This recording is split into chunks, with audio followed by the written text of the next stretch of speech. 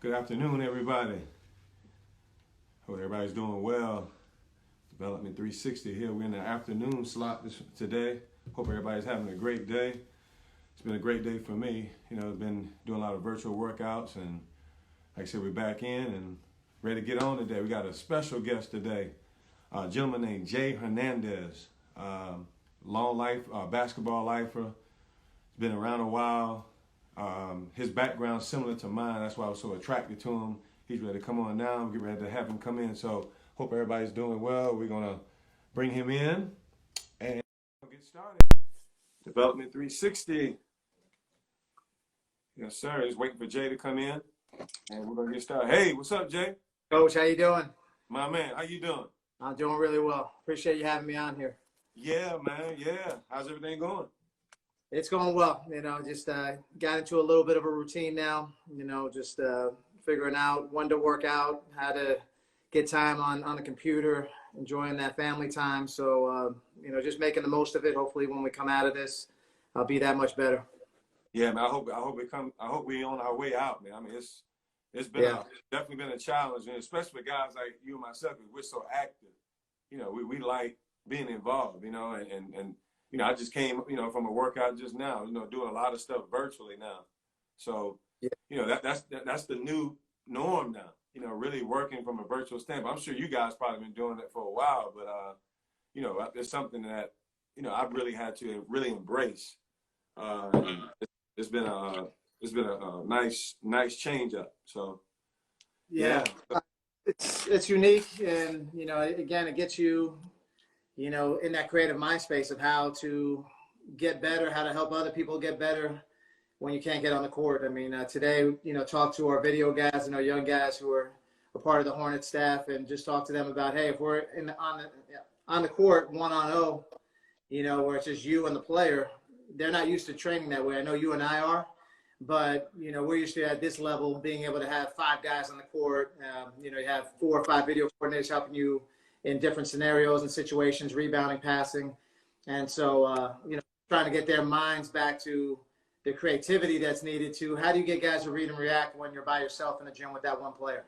It can't be any contact based, things going on. So, what tools can you use, and, why are you going to do the things you do, and how do they match up with what we're trying to accomplish for those players? So, it's kind of a little bit of a homework I gave those guys, in terms of like, just come up with one drill that you think, could benefit all of us, because I want to learn. They're young, they're up and coming, so they may be seeing things or, have tried things that I haven't thought of yet that'll help me with either adding something to the program or, have a variation of something I've already done. But it's like, oh, yeah, that I can add that to, some things I've done already. So I think that's the best part of what we do, is that it never stops. The players keep getting better.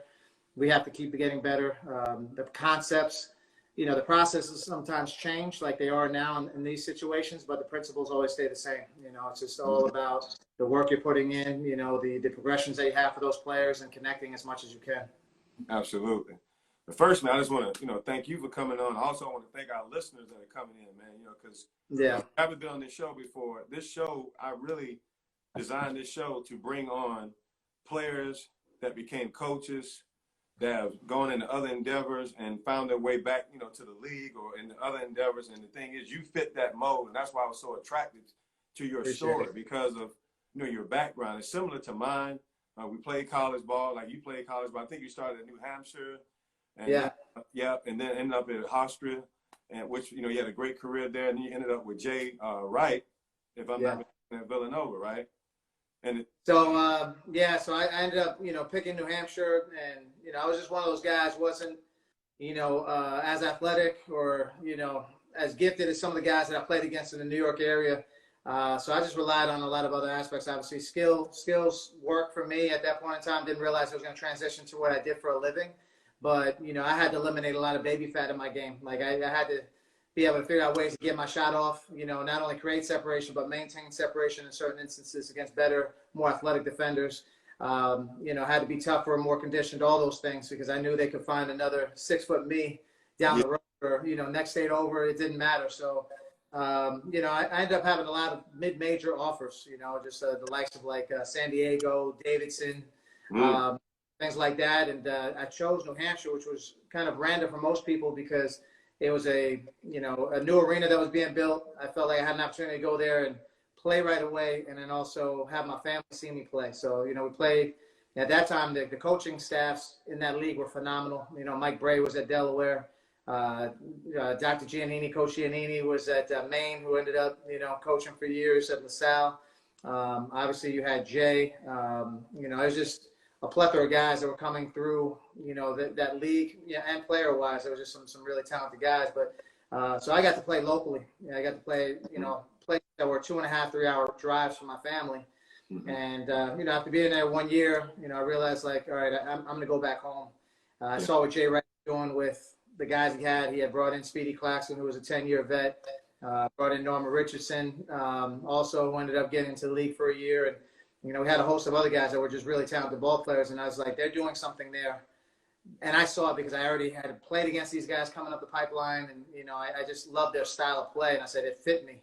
So being able, going back to play at Hofstra was one of the best choices I ever made. I got to sit out that year and compete every day against Speedy, and that helped me get better. I got to learn the system without being a threat to playing time for anybody. It was just me out there competing, but, I was learning on the fly and seeing, what coach was getting angry about, what he was emphasizing. So that year for me was phenomenal. And then, on top of that, it helped me graduate on time. And then I was able to get a dual MBA, in marketing and management. So all those things together, it was like the best thing for me, the perfect storm. Got to play in the first postseason NIT, and then 2 NCAA tournaments under Jay, and then Jay ended up going to Villanova after that. So I was his last point guard at Hofstra. With him, just obviously we're still close. Today we had a Zoom call, and still getting nuggets of information. He offered me a position at Villanova years and years later. I wasn't even thinking about going into coaching. Like that was the furthest thing in my mind. And so he actually got my wheels turning about what the exit strategy would be if another opportunity came. There was obviously a lot more that I had to decide on because I had 6 trainers that worked for me. I had a major company that was, at that point in time, we had major marketing deals done. My wife was a tenured teacher. My daughter was going to be a senior in high school. There was just a lot of factors. So, but the 2 things he told me at that time that stood out was that he was planning on winning a national title at Villanova. And I didn't know how he was going to do that because he had no lottery picks. And I hadn't seen in recent memory, teams winning, that way. And so to see that come to fruition was amazing. And then he said to me, I see you coaching in the NBA, in another year or 2. Just so prophetic because, again, I wasn't doing the summer league thing. I wasn't going out there. I didn't have my resume out. I was so fixated on making my company Pro Hoops just, elevate to, the best training program out there. And, when the time came with Jock Vaughn, I was ready. And my family was somewhat ready. You're never fully ready, but they were somewhat ready. When I came back to them and said, "Hey, I have this opportunity. I think I want to try it." Yeah, like I said, we're going to talk about that further. But the thing is, I'm going to talk about your beginning stages.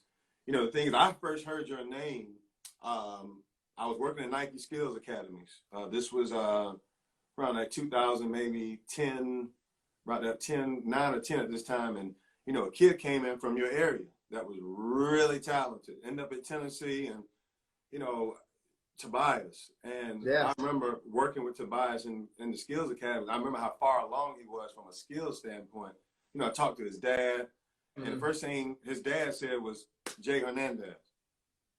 I was like, and that's okay, who is this guy? So that's when I started doing my research about you. I started looking at all the people you work with. I saw, working with Kimba, all those guys, and I saw your pre-draft program, and I was just really impressed from then. From then on, I just steadily started watching you and watching your progression as a player development coach. And what I loved about your system, you introduced guys to different situations every day. You kept being, spontaneous. You did a lot of different things, with the rollout cones where guys had to react to things. It was a number of things. So I saw it all. I saw this progression going. That's why I was so attracted to it. I said, no, I need to talk to Jay. I remember the last time we ran into each other face to face, I think we were in New York. Because that's when I was I was with the Knicks. You were with Orlando. Yeah, I remember you came in.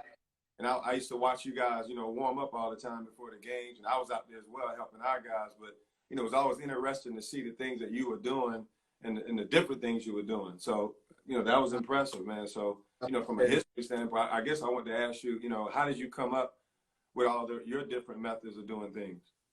Yeah, I mean, it came all over the course of time. My first big thing was trying to figure out how to incorporate footwork and the same things that helped me as a player. You know, I took some of that and I took some of the things that I saw more talented guys doing as well, but I tried to break things down into a curriculum because at that point in time, I started training in '98. I started helping my father, who was the first trainer at Island Garden in West Hempstead. You know, I first started there doing AAU, and training wasn't a thing, you know, in the area at all. There was no other guys doing it. So I started going in '98 while I was still playing ball and, you know, working with his kids, playing one-on-one, just having some fun. And I got the bug for it. I was like, this is something I could see myself doing.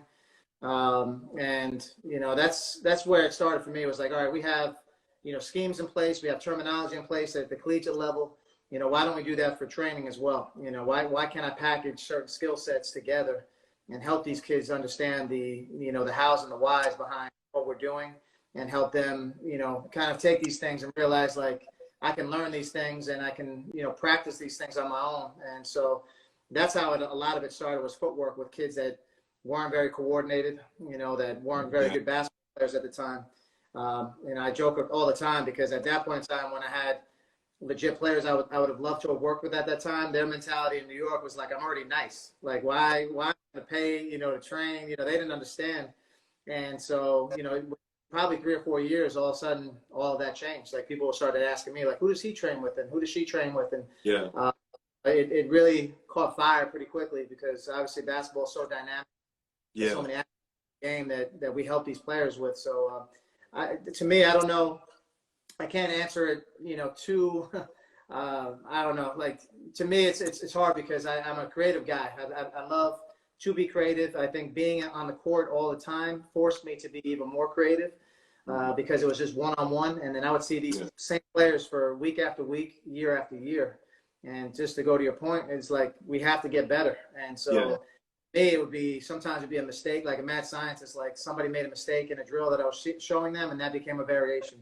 You know, and all of a sudden I started realizing, like, certain progressions, how do I get them to think and drill in practice when it's just one-on-one, you know, and get their mind engaged. So we started doing some of that stuff, and that's a lot of the stuff that people saw me doing with Kemba in pregame warm-ups. A lot of people didn't understand what that was and why we did it, and I know we'll get to that. But, you know, for me, it's just that's how it all started. You know, like, how do I incorporate equipment that, you know, is not taking away from the training I'm trying to give, but enhance it. And then also something that they can do on their own. Like, I was never big on having too much, you know, expensive or fancy equipment in the gym because I wanted it to translate to them when they left. And I was like, all right, here you go. The same thing you can do with a pair of sneakers, or you can do with this. You know, I pool noodles that cost $4.99. I was able to use that for visual distance. You know, the hurdle handles that we did, you know, to work on angles. I mean, a lot of it was, you just started, you know, early. Just getting people working on that. We had people 6'8", 6'9" like yourself that were doing it. It wasn't just about getting low, but it was like the type of angles that you were working on, things like that. So all of it was very inexpensive for them to do on their own. And, you know, I knew pretty quickly if they were doing the homework or not, you know, because you could see the progression between the first 30 seconds, you know, where it looks terrible, to the end of the minute or the end of a minute and a half where they start to pick it up. So if you do that for 1 minute and a half, if I give you another 6 days to work on this stuff, I definitely expect you to be better at it when you come back. So, there was no fake in the funk, you know, it was no false success. It was, you know, we had to make sure the guys were getting better, and ladies as well. Yeah, I was going to, first thing, because the thing is, I was thinking as you were talking about that, one thing that always impressed me about you, I know, because I've been doing this for over 20 years, one thing I always believe in is engagement with your mouth and with your body. And the thing is, what I always loved about your workouts, like myself, we engage players. We get out there and we give it to them. And we give it back to them, because the thing, I feel like if you pour it, they're going to give it back to you more. Because I've been in the gym with guys where I've had to help along, and I had to show them. And I said, look, you're not going to keep these guys at a high level engaged unless you're engaging. So you have to engage them with your voice, and you have to engage them with your body. You have to sweat with them. They have to feel it. And now that was my next question for you. I was more or less like asking, because you kind of talked about it a little bit earlier, but how do you keep these guys like really mentally engaged? Because I'm having that challenge through the virtual with these guys. I'm trying to keep them engaged mentally to go just as hard as somebody is 6 or 7 people around you at the same time. And what are your thoughts about that? I'm just curious.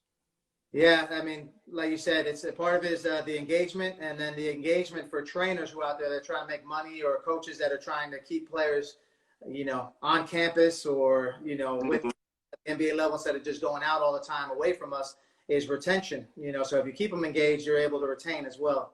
And so for me, I try to figure out who they are, what their goals are, what motivates them. So I ask a lot of questions, especially early on, like who they looked up to as a player, what role they see themselves in, that kind of stuff. And you start to be able to figure out, okay, this player is leaning more towards this. Then I try to figure out also how they learn.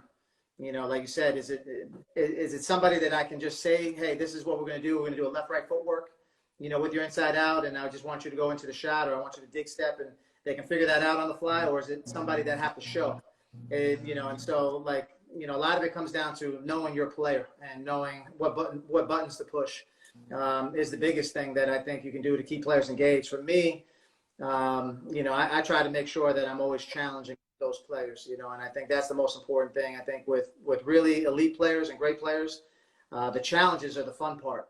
I think for players that are just mediocre, the challenges make them want to quit, and they're like, because they can't get it, right away. And so, that's what I always look at. I try to figure out, who are these people, that I'm dealing with, and what buttons can I push. And I think that's been helpful for me over the course of time, that, for me, I can collaborate a little bit with each player, and that way I can design the approach. I can design the program that best suits them, and hopefully that keeps that level of engagement strong. Yeah, I mean, it's interesting you say that. I was sitting here thinking, this pandemic is going on. I was wondering how we would adjust it. I mean, I'm 49. I mean, you're a little younger than me, but I'm trying to think what would have happened if this would happen to us. Because the thing is, like, it seems like this generation, it's a different way to engage them. Obviously, we already know that these guys are completely different than how we were. I mean, we were really self-motivated. I mean, the thing is, we had an imagination. Sure. So I'm finding myself, trying. My imagination is just as strong as it was when I was 21, 22 years old. It's still the same. And actually, I'm gonna be honest, it's been refreshing to get out of my comfort zone of being in the gym now and going back to the, outside to the goal outside and really working out there and, taking guys, from a standpoint of showing, look, you can get out here and get this stuff done. And, that's been fun. But, the reason why I mentioned engagement is because, it takes a special skill to, really get guys going when you're talking through this right here. Yeah. I mean, you have to have that gift. You have to, and the thing is, I've watched you. I've seen you actually live doing something. That's one thing I always enjoyed about you. I mean, guys were locked in, not only physically, mentally when you were talking. They were really like trying to get what you were saying. And that connection is important. And I'm learning that more and more as I go along, even though it's been 20-some years, building relationships, and understanding that the relationship is it's constantly growing. And we have to adjust with the players. But at the same time, continue to keep them mentally stimulated to keep them growing. But finding that root piece in the relationship that keeps everything to a certain point to keep them going that direction. And I know that you do that. And I was just wondering, what's the climate today with the players, in the last few years?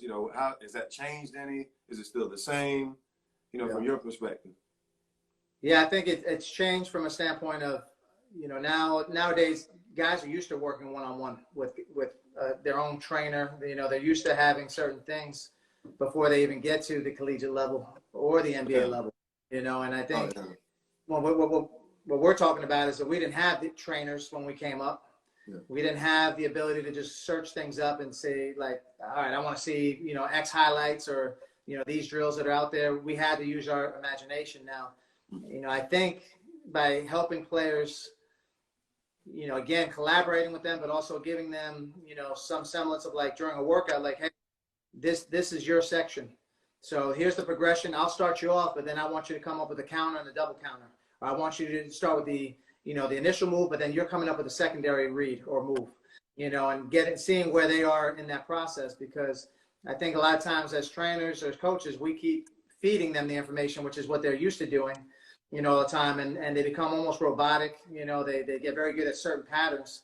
But as you know, the game is so fluid, and the players, they're going to do whatever they need to do to stop you, and, all those kinds of things. So for me, I think that's important as well. The imagination for us helped us in, problem solving.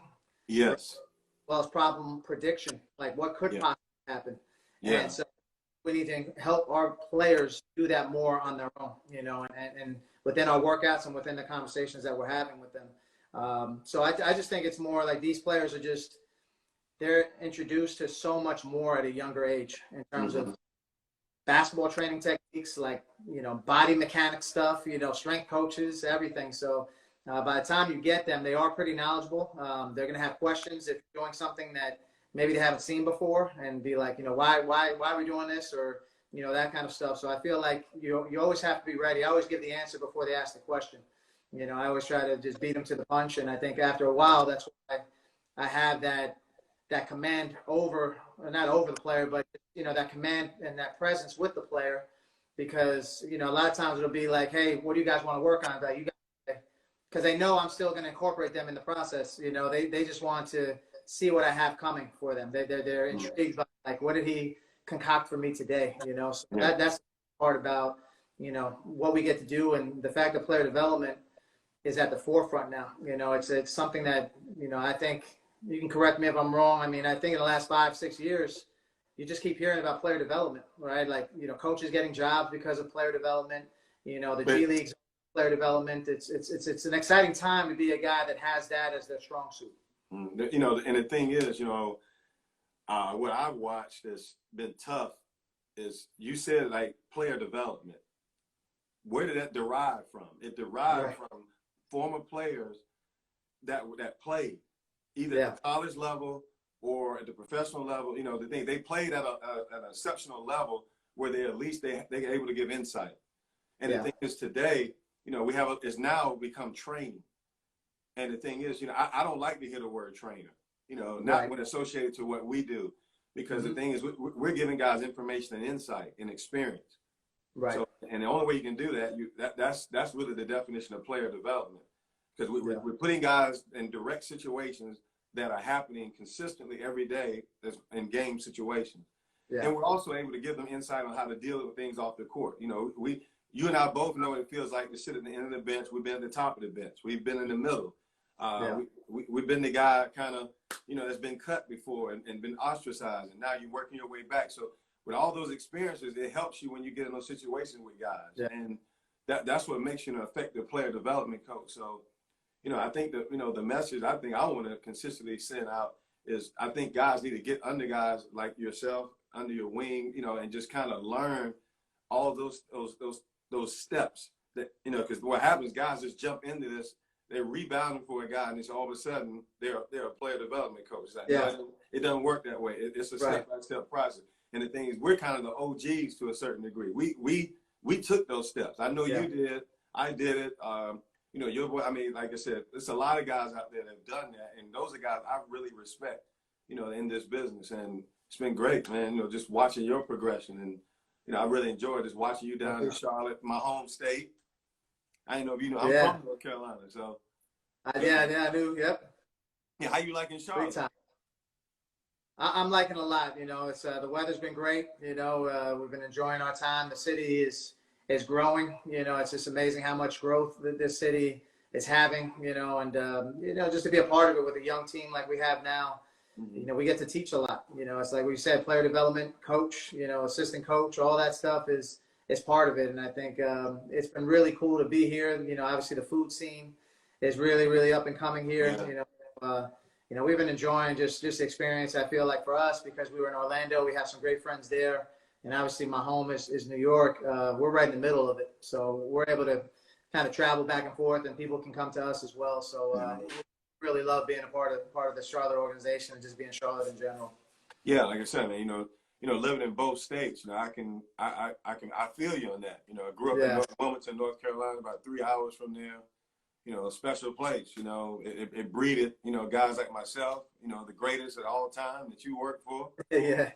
He's there, and Yeah. it's been great. Just, every time I get back, I always try to get to Charlotte. I haven't been able to obviously get back because of this, but hopefully I get down there, when all this wraps up and get in town again, because you guys, got a great organization, and it's just fun seeing you guys progress in that process, because you guys got a nice young core down there, and it's been fun, watching that. So yeah, I mean, my next thing I was going to ask you, just, about the balance. I know I've been in coaching for a long time, and I've been in player development and taking jobs to coach. That balance with family. I heard you, you mentioned your wife, your kids, and all that, and that's something that gets lost a lot of times in this. We don't get a chance to, talk about our families, because that's the bedrock. That they give us the space to do what we do. I know my wife gave me a lot of space.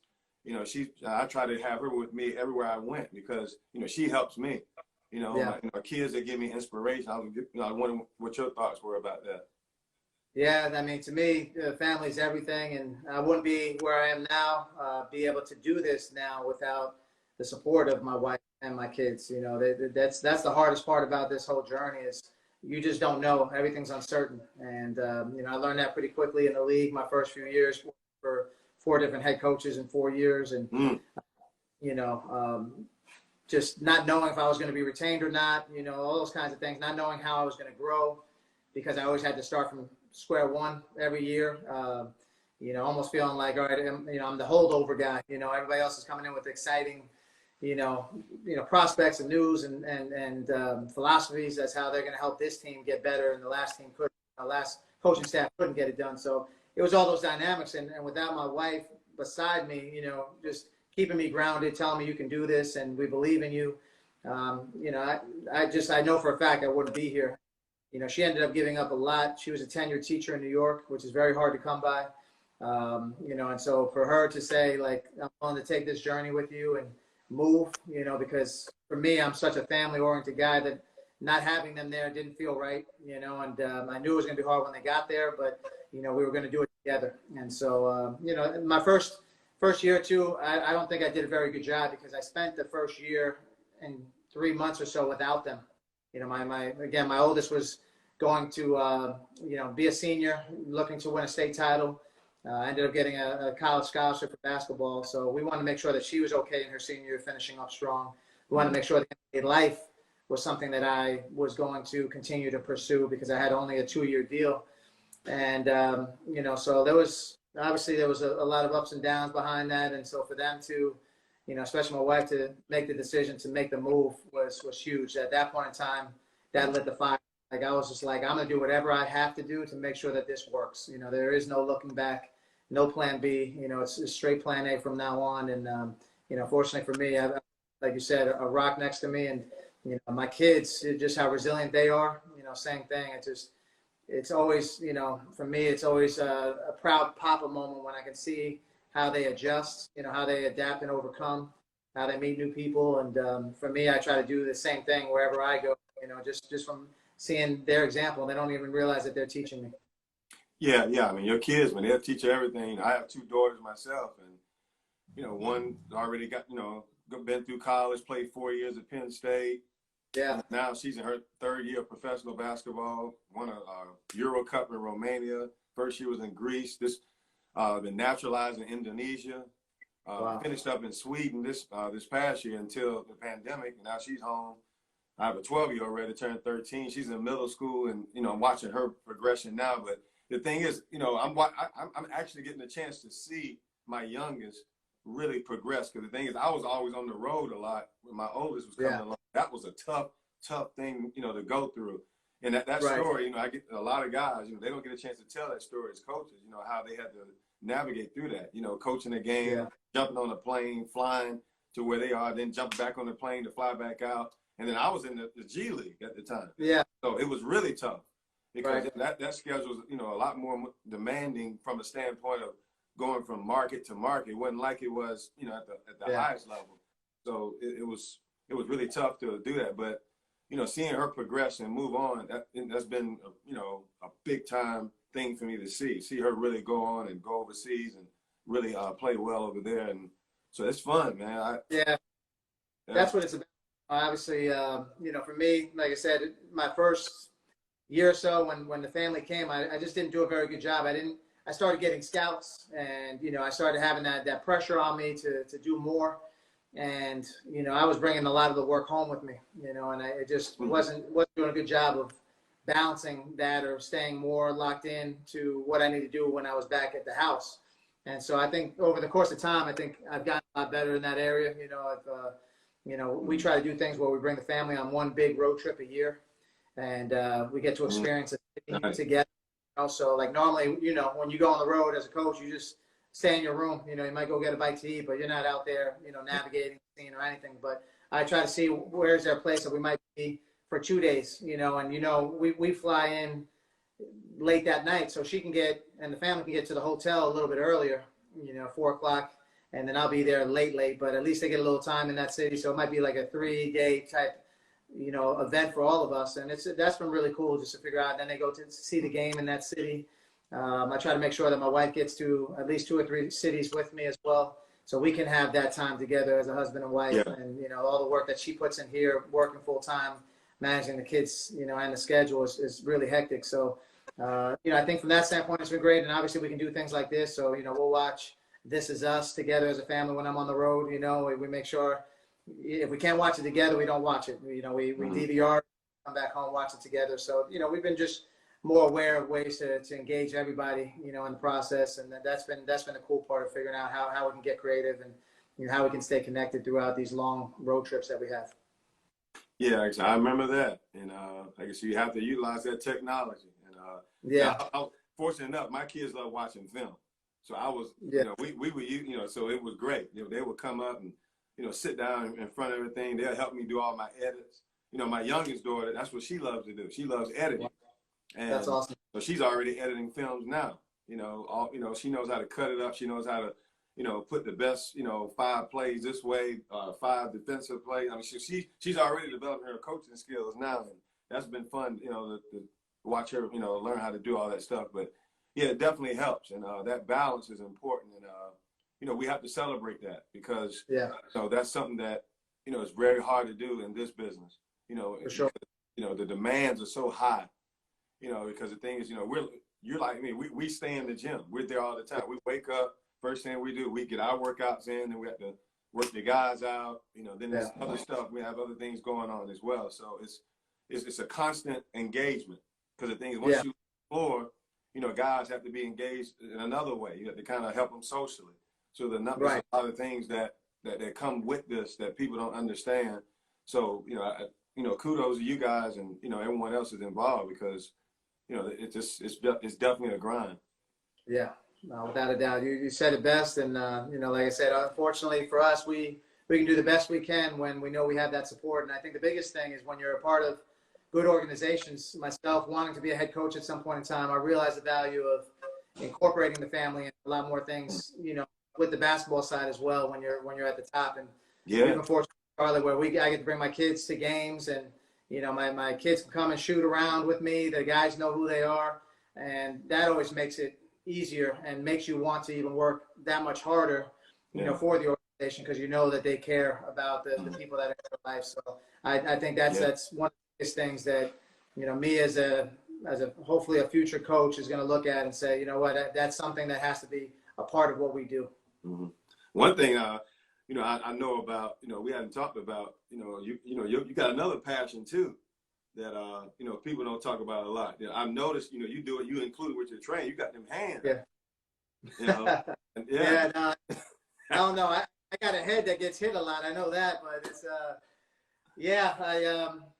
I started falling in love with Muay Thai kickboxing, a long, long time ago. And I started cross training. I actually took 3 years off from playing professionally because I wanted to make that guaranteed money for my family. I got married young and, my daughter, was probably 3 years old or so. So I'm thinking to myself, I'm going to work up this corporate world with my athletic background, being in New York and having the MBA. I figured, I can work the corporate ladder that much quicker if I start earlier. And so, I got into admissions at Hofstra. Then I started in pharmaceutical sales and did that for a few years while I was doing the training. Wow. And I noticed that I was doing more training than I was my real day job. And I just said, you know what, I want to be known for this. So I talked to my wife about going to Puerto Rico after taking 3 years off. Got myself in great shape, went there, played, and I knew we had 6 months to, basically live off of in order to make this thing work. Wow. So you talking about, I would say you talking about you or me. I mean, because your story is so similar to mine, man. Yeah. Because the thing is, I'm telling you, man, that experience, I'm telling you, it helps. When you go out of basketball and you got to work in the corporate America and you really learn about, deadlines. I mean, and probation and all that stuff, but it's serious. And I think a lot of guys need that experience before they step into, a business or step into the league. I really, sometimes it hurts when I work with guys, they haven't had that experience because they don't know how cutthroat it is. I mean, that's cutthroat, but you got to get it done. Yes. And also, you mentioned, the boxing training, all that you were doing, all that stuff is important because, you're dealing with direct conflict instantly. As soon as you walk in the ring, it's a conflict and you have to find a solution. And the thing is, I think that toughness that it presents, it prepares you for all the situations you have to encounter. And that's so impressive, man. And I appreciate it. No, yeah. I was getting to with that was when I went to go play, I figured a good way for me to cross train would be to kickbox. I always loved boxing, always loved the Hennards, the Haglers, the Finks, and all those guys, and just really loved the combat behind it and the technique behind it, all of that. I obviously watched the early UFCs, and that's kind of how it started for me. I was watching Anderson Silva, who was dominating guys, with his Muay Thai style. It was just really unique because it was really flashy and it was violent. It was like, man, who is this guy? And he's skinny and he's got movements. He's doing these spinning techniques and started watching him. And I said, I looked in terms of what his background was, Muay Thai. So I said, you know what, I want to find something. This was after I finished playing that I had a little of a competitive itch still. And I said, I want to try something where I can go compete. I want to learn how to fight properly, defend myself. And I found a gym in Valley Stream called Extreme Muay Thai. And quickly, within 2 weeks, they had me sparring. I almost got knocked out of my feet. And I realized I either got to ask for my money back, or learn how to do this thing properly. So just like we always talk about, no false success. I didn't want to be the guy hitting the heavy bag, grunting on the side, but didn't really know how to take a punch or how to defend myself properly. So I wanted to know for real, I could do this. And so I ended up doing 3 amateur shows. By the last one, I had no gear, guards, no headgear.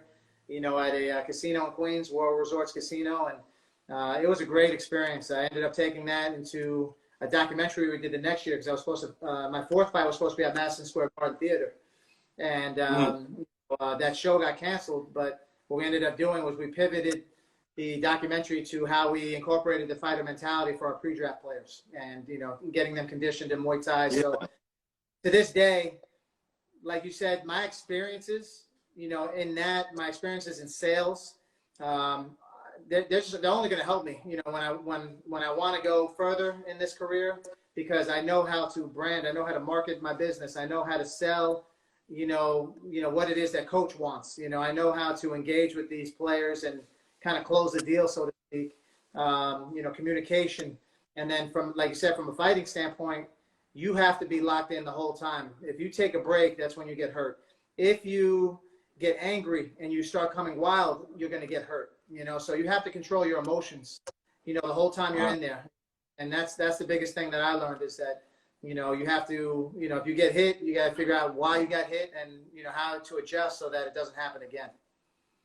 Yeah, man, that's so true what you're saying, man. Man, you dropping nuggets, man. I mean, you done everything, man. You done that. You've been in the movies. I mean, you done it all, man. I mean, I'm trying, man. Before, man, but I tell you, man, I got to catch up to you. I got to get some more jobs. It's as you know, it's we have fun with what we do, and when those opportunities come, you take them. And again, being able to be a part of that, even for my guys now, it's just a topic of conversation. It's a topic, that where we can laugh about it. They're like, get out of here. Like, no, you weren't, and for those that don't know, I had a chance to be Common's body double and Just Right. And that's what I was saying, yeah. It was just a great experience, to see how that was done. I met some great people on set, and, just the way they handle their business. I got to see just another business being run, on a multi-million-dollar level. So just really cool experiences. And I think all those experiences will help you at some point in time if you have a wide range of experiences to connect with a wide range of people, because when we get into this game, everybody's coming from different backgrounds. People are growing up in different parts of the world now. And so their experiences are different. So we have to figure out ways to relate and ways to connect. I think a lot of times people confuse connection with just relating to people. And it's not just that, because at some point in time, like you said, we're in our 40s. We're not relating to a 19-year-old kid who watches other people play video games. It's just not something that we're really going to relate about. But I think we can relate on basketball. We can relate on improvement. We can relate on competition. And that's what we're there for. So we're already set with relations. Connection becomes more in depth where who's their circle, if they have a kid or not, where they like to eat, all those kinds of things. Like for me, that's why I like to be where guys come from. I like to visit them in their home state, their home city, so I can see the family dynamic. I can see the guy that he trained with when he was 16 years old, meet his AAU guy, because I feel like it's really important for coaches these days to be a part of that network, not just to be the coach on the NBA level that's just saying, hey, you're not good enough to do this, or we need you to change your game to this. And then everybody else that was right their whole life about them being a pro and who they were, all of a sudden doesn't know, they don't know what they're talking about because I said so. So I think it's very good to collaborate and communicate with the whole circle. And that's where the connection piece happens, where you can, know about them as people, know about who they connect with, what hobbies they like, and those kinds of things. You might not be into the same things, but at least you can try to drop something here or there and make that connection. And that's such an important piece of player development, man. Getting the DNA of the guy. Yeah. I remember Jamie Foxx was in an interview one time, and he was trying to get prepared for the Tyson role. Yeah. And he kept talking about how he needed to get in front of Mike to study his DNA, so he can really get into the role and capture his spirit. Right. And I think those are important aspects when it comes to player development. I try to do that with a lot of guys. I'll try to spend as much time with them away from the floor as I am on the court with them. Not breaking that respect where I'm in places where I shouldn't be with them. Yeah. But the thing is, I'm with them long enough to really know all the ins and outs, things that make them tick, all that. So that's great, man. And like I said, I appreciate you coming on, man, spending the time, today, talking about this, man. I'm glad you came. I just want to thank you, for taking time out today. And, like I said, I hope this ends soon, man. And we can just get in front of each other one day and, talk to each other about all this and everything else. So. Yeah, no, I really appreciate it. I love what you're doing here. And, I know you had Sierra on recently. And, it's just hear all the different journeys and, be able to just learn, whether it's like I said, it could be terminology. It could just be a little bit of an inspiration for people to realize, like, even for a guy like me who, didn't play in the league, was only thinking about developing talent, and that being great at my role helped me get to the next one. And I think that's what a lot of people are already trying to skip steps. And so I think the biggest thing is to be a master of your level until you get to the next level, or you expand your level to something uniquely different. And so for me, that was always the biggest thing is how do you master your level to get to the next or to expand it? And I think it's important for a lot of the younger, trainers, younger coaches that are out there to continue to do what they do and be who they are, because it's going to be good enough. You just have to be consistent with it. Yeah, that's a quote I always keep. You actually said my quote that I keep in every locker room. I have it up all the time. I must recognize where I am, therefore I can be more effective where I am. Right. And the thing is, it's all about recognizing where you are and being effective there, because that's what propels you to the next level. And that's what's been so impressive about you, because I've studied your background and I've seen all the things you've done, and that's why I said I had to get you on, because you inspired me today. I appreciate it. Inspiring a lot of people right now that's going to be watching this, because they're going to see, hey man, there are multiple ways of making it to the league. Everyone thinks that that you have to do one thing to get there. There are a number of ways to get there. This, coaching is not the only way. That's, front office position, scouting, etc. There are a lot of ways to get there. Your passion will get you there if you spend enough time in it and continue to learn from others. So, yeah, man. Yeah, the biggest thing too is like the questions that you ask yourself are really important. I think a lot of times we're always trying to seek, try to have the answers to everything, but I think asking the questions of, like, for me, it's a reflection first. It's like, what did I do a couple years back that helped me get to this point? Then sometimes you can see that that's more of a little bit self-reflection. I also look at what are 2 things I can do now that will help me in a few years from now. Mm-hmm. As a coach, as a leader, somebody that really is about improvement, you try and figure out what are 2 things that I'm doing for somebody else today to help them get to where they want to go. And so I think if you have all those things, constantly circling in your brain, it's a good concoction for coaches, because it helps you with where you want to be, like you said, and what you've done, to get to the level you're at now, but also it lends itself to other people. And I think when you appreciate where you are at this moment, instead of always thinking about what's next, you're going to be that much better off, because you're going to be able to fight harder to keep what you have while improving to get to the next stage. And I think a lot of times people, lose the rope a little bit, so to speak, because they don't have that appreciation. They get caught in the minutia of some of the other stuff that's happening. And I realized very quickly I could be on a 10-game losing streak, which, stinks, as a competitor. But I guarantee you there'd be thousands of people that would want to trade places to be at the NBA level and lose 10 games. They'd be happy as anything being in that situation. So I have to always remind myself of, like, where you're at, you appreciate it. Obviously you don't want to lose. You want to continue to do these things. But, I think, being able to put all those things together, helps you, guide you along the way as well. Yeah, and you're still being observed. That's the thing. Someone's always watching. Yes. And that's the thing. And those are things that we understand that, so, don't ever let off the pedal, because the thing is, that's what I say, regardless of the situation, stay locked in. So yeah, that's the message, man. Hey, thanks again for coming on, man. I don't want to tie up your day, man. I know you're probably busy doing a lot of stuff. Hey, we'll be talking, man. Hopefully, we'll have you on again later on, and we can really dive into some other stuff. So I appreciate it, and I definitely look forward to connecting in person and picking your brain and asking you more questions about being a head coach and some of the things you've been through. And man, I know that's a show. Let me tell you, I can write a book, man. I can tell you.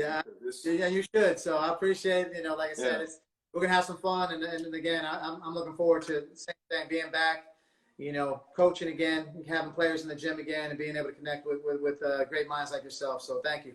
Cool, man. Enjoy Charlotte, man, and I appreciate it. Stay safe out there. All right, you too. All the best. Take care. All right now. Bye bye.